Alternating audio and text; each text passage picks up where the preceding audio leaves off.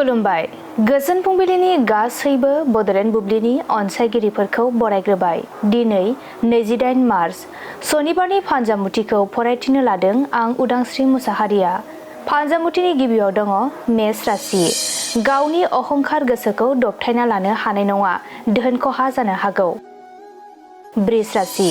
नोंथाङा फंबायनि मोजां हाबा मावना होनो हागोन, फंबायनि गोसोआ खुसि जागोन।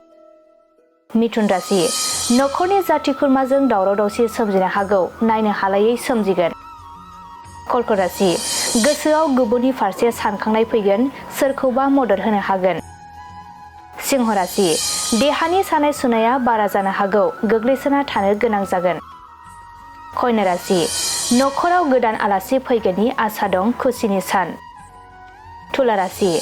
नोंथांनि जिउनि जेंना जेंसिफोरा जोबस्रांगोन, गोसोखौ रेजें मोनगोन। वृश्चिक राशि। गावनि आंगोजोंनो थगायजानो हागौ, नोंथांनि साननायनि बेरेखा जागोन। धनु राशि। मोजां बिबाननि थाखाय सायख'जागोन, गोसोआव थुलुंगाखांनाय फैगोन। मकर राशि।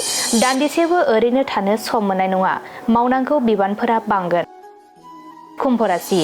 गिदिर जेंनाया फोजोबस्रांनाय लाबोनो हागौ, सांग्रां जानाया गाहाम। मीन राशि। गोसोआव गाज्रि साननाय हनाय सोमजिनो हागौ, गोरोन्थि हाबा मावफ्लांगोन। दिनै सानसेनि राशि फरायथिनायाबो एसेनोसै। आसा खालामो नोंथांनि दिनैनि साना मोजाङै मोजां थांगोन, बेखौ बड'लेण्ड बुब्लि नखरनिफ्राय मिजिंथिबाय। गोजोन्थों।